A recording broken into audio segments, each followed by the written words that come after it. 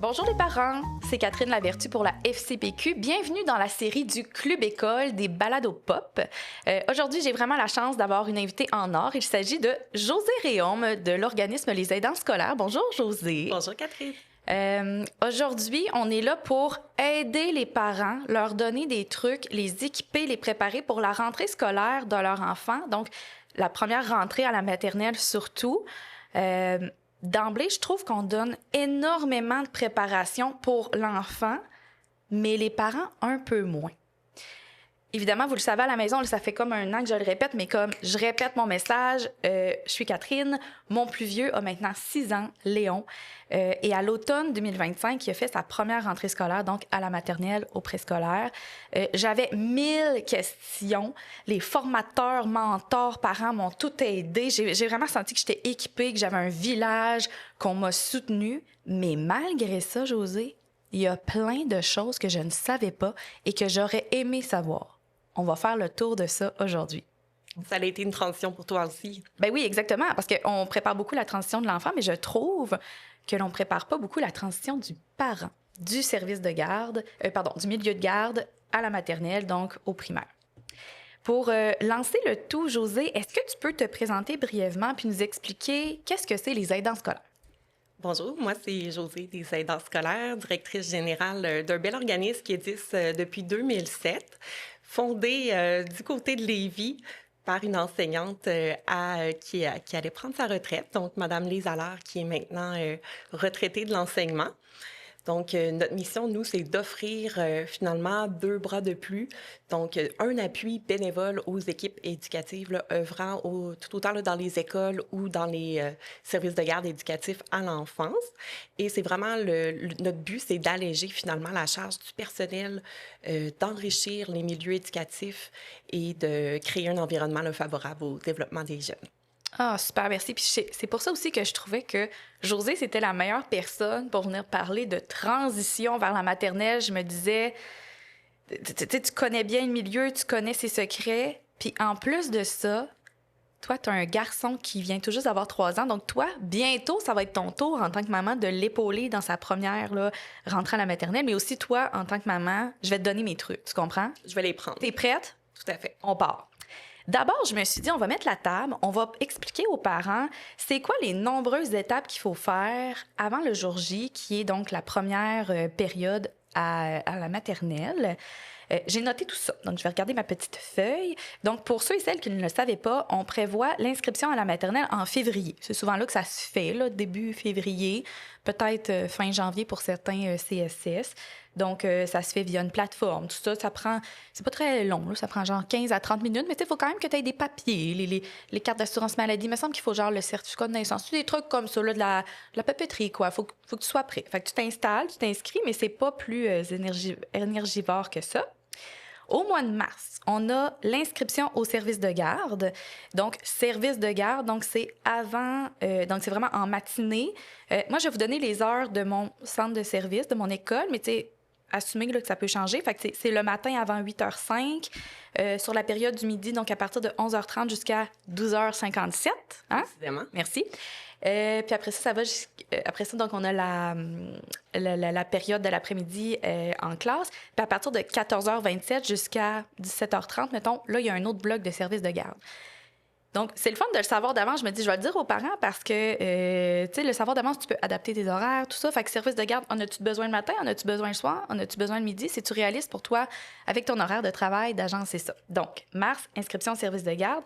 Et il y a également, en mars, se fait également dans une 3e action, l'inscription au transport scolaire. Après ça, en mai ou en fin mai, début juin, on a la journée d'accueil qu'on appelle.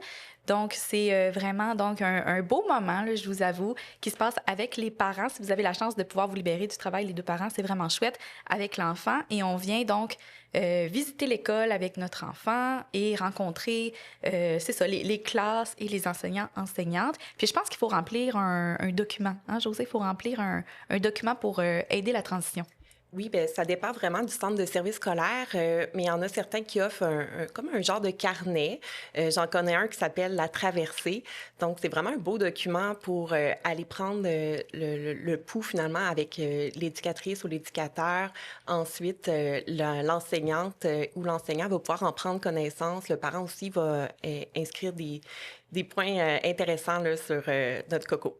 Oui, exactement. Puis, je pense qu'on peut peut-être nommer aux parents de, tu sais, prendre le temps de le remplir avec l'enfant. Moi, je me souviens, là, mon garçon devait faire comme un dessin, je me rappelle plus trop quoi, puis tu sais, il avait fait un scorpion, mais comme, il était vraiment fier, là, tu sais, de son scorpion, puis il en avait parlé à l'enseignante, puis il avait hâte de savoir si elle avait vu comme son scorpion. Donc, Oui, on en profite pour faire participer notre enfant. ben oui, Puis journée d'accueil, c'est vraiment une journée importante. C'est là que les futurs enseignants vont faire des observations sur notre enfant. Ils pourront comme ça là, faire leur groupe, préparer les groupes pour la rentrée scolaire. exactement. Ça dure à peu près 2 heures. C'est une petite matinée. C'est très agréable. Ils ont une collation. Tu sais, je veux dire, c'est tous des trucs que les enfants, ils ont hâte. Puis là, je me rappelle, moi, je me rappelle encore, il y avait dans la classe des coccinelles, il y avait un moment de lecture avec l'enseignante, je pense que c'est Madame Geneviève. Puis tu sais, tous les enfants de tous les groupes étaient là. Fait que c'était peut-être, je sais pas, là, mettons, une quarantaine, cinquantaine d'enfants. Puis là, ils lisaient l'histoire. Puis c'était super. Puis il y avait des interactions. Tu sais, moi, en tout cas, peut-être que dans le fond, je veux juste retourner à l'école, mais j'ai vraiment trouvé ça le fun. Je trouvais ça mignon. Je l'ai pas vécu encore comme maman, Oui. mais j'y ai participé là, avec des enfants là, qui provenaient d'un de nos milieux qui étaient affiliés. Puis ils ont même eu le droit à un tour d'autobus dans le quartier. Arrête donc, c'est bien le fun. Même avec les parents? Avec les parents dans Ah, ben là, je l'autobus. suis jalouse, là. OK, bon. Ben, chanceuse. Après ça, j'aimerais ça qu'on nomme aux parents. Ah non, excusez-moi, j'ai passé un petit point. Très important. Qu'est-ce qui se passe dans la fameuse semaine de la rentrée? Évidemment, les parents, je vais vous parler de mon expérience, de mon CSS.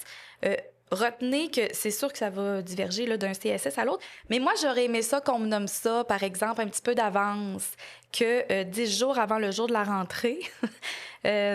Surtout, tu sais, que j'assume que les calendriers scolaires sont faits des mois à l'avance. Là. Je veux dire, c'est pas 10 jours avant que tu décides de l'horaire de rentrée progressive des maternelles. Donc, je vous dis comment je l'ai vécu.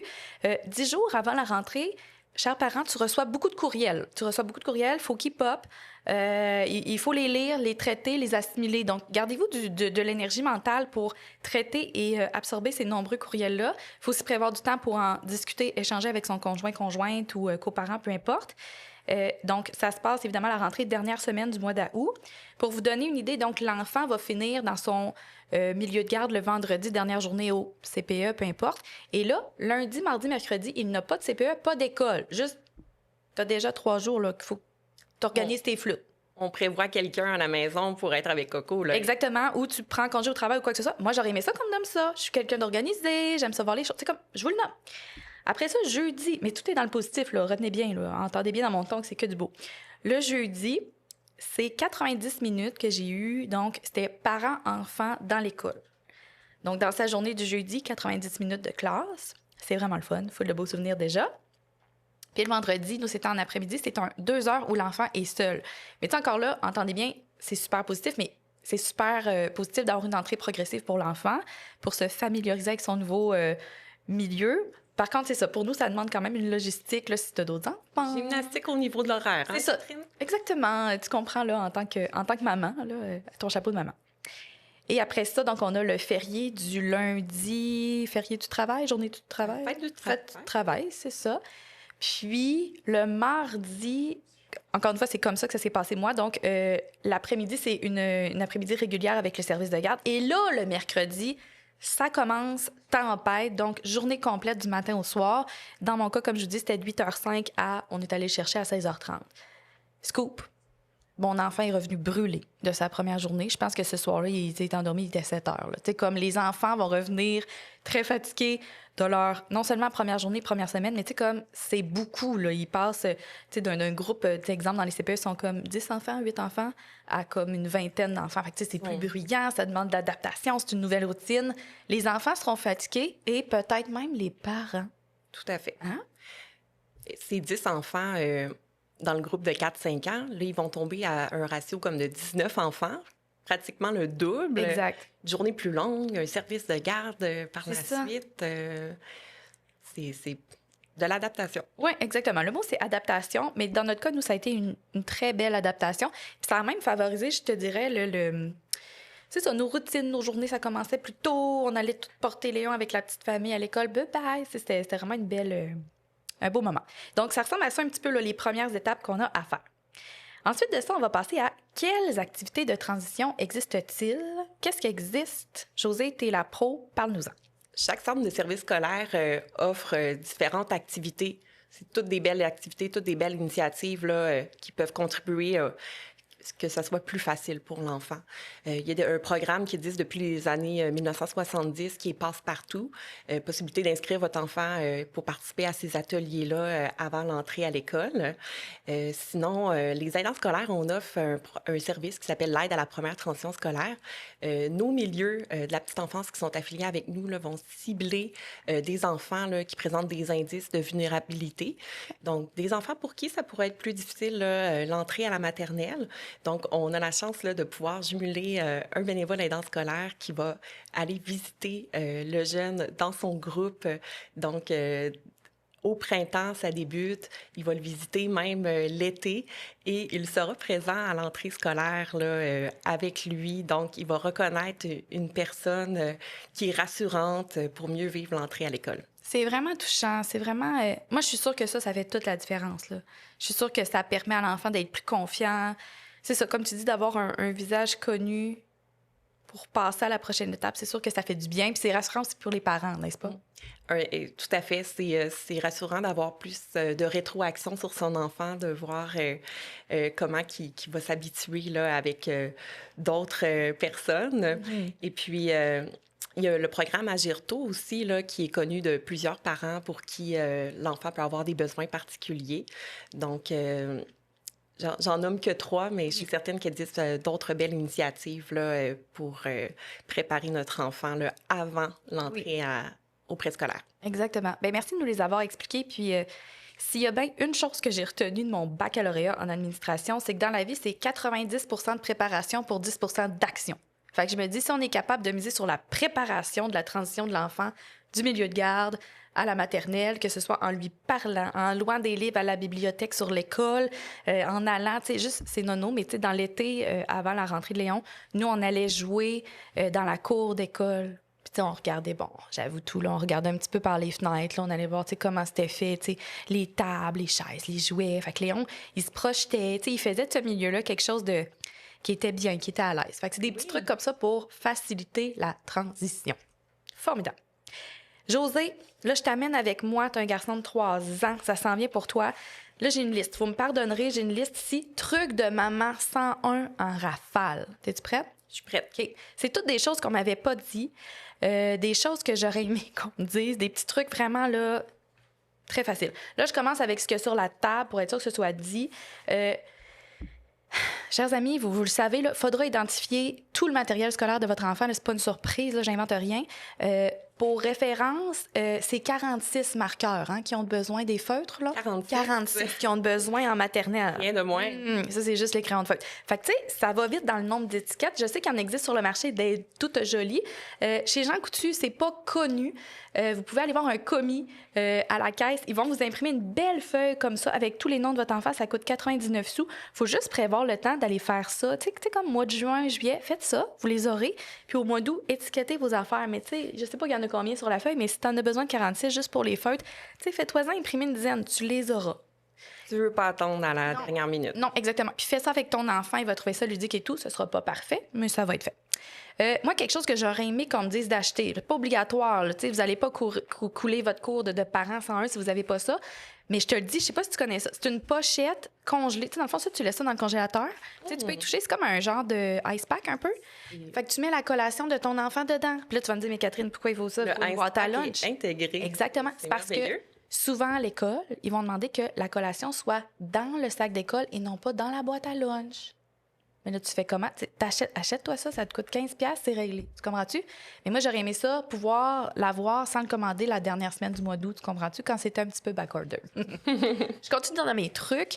Les enfants seront fatigués, c'est pas un mythe, je l'ai nommé. Les parents aussi. C'est une adaptation autant pour les enfants que les parents. C'est une nouvelle routine, mais c'est une belle routine, les parents. prenez ça positivement. Je suis sûre que vous allez avoir un bon moment. Pour les lunchs, prenez donc le temps d'en parler avec votre enfant parce que au bureau, je racontais l'anecdote. Moi, dans le fond, j'ai réalisé dans la semaine du mois d'août, c'était la première semaine de septembre, que mon enfant, il aimait pas ça, il aimait pas ça, les sandwichs, mais il aimait pas ça non plus un thermos avec un repas réchauffé. Les options sont minces. Les options sont minces à la maison. Fait que, tu sais, parlez-en, qu'est-ce que t'aimes dans ton lunch? Faites-vous une liste. Préparez, tu sais, des trucs en urgence là, dans le congélo que le matin, tu as juste à dégeler, réchauffer, quelque chose comme ça pour être prêt. Je pense que je vais faire des tests puis lui faire goûter mes sandwichs avant de les mettre dans la boîte à lunch. Genre, ou t'aimes quelle saveur de yogourt? Parce que tu te quoi de plus démoralisant que quand il revient de l'école, tu rouvres son lunch, il n'a rien mangé. Effectivement. Ça m'est arrivé. Passons. Donc, c'est ça. Prévoir un horaire allégé fin août, début septembre, ça va vous être utile. S'attendre à recevoir beaucoup de courriels à la maison. Prenez le temps de les lire. Il faut de l'espace mental pour les absorber. On met ça dans la petite catégorie charge mentale, mais c'est important. Étiquette, vous allez avoir du stock en masse à étiqueter. Tu sais, dans l'idéal, la liste là, de ce qu'il faut pour le matériel scolaire, vous l'avez quand vous faites la journée d'accueil. Fait que, tu sais, juin, juillet, là, clenchez ça, là, comme on dit en bon français, pour que ce soit fait. Certaines écoles la remettent là, dès le mois de mai. Là. Exactement. Fait que ce sera fait. Fait que ça ressemblerait à ça pour mes trucs 101. Là, je vois le temps qui passe. Je pense qu'on aurait pu passer beaucoup plus de minutes sur le sujet, mais je te remercie, Josée. Merci pour tes conseils. D'avoir passé. Je suis certaine que ça va aider plein de parents. Bien, je le souhaite. Je le souhaite vraiment. Merci d'avoir passé un moment avec moi pour parler et préparer la transition à la maternelle pour les parents et les enfants. Toi, comment tu vois ça? Est-ce que tu es dans la hâte? Est-ce que tu es dans l'anticipation? Le mot de la fin pour toi? J'ai hâte. Je viens d'inscrire mon jeune là, au programme Passe-Partout. Donc, déjà, on va participer aux ateliers préparatoires, des ateliers qui sont autant pour les parents que pour les tout-petits. Oui. Et avec tes trucs, j'en ai appris. Bon, mais c'est bon. Josée, tu m'appelles s'il y a quoi que ce soit, puis je te donne ma liste, on discute ensemble, je te rassure. Merci, Catherine. Ça marche? Merci beaucoup. Bye, les parents. Bye.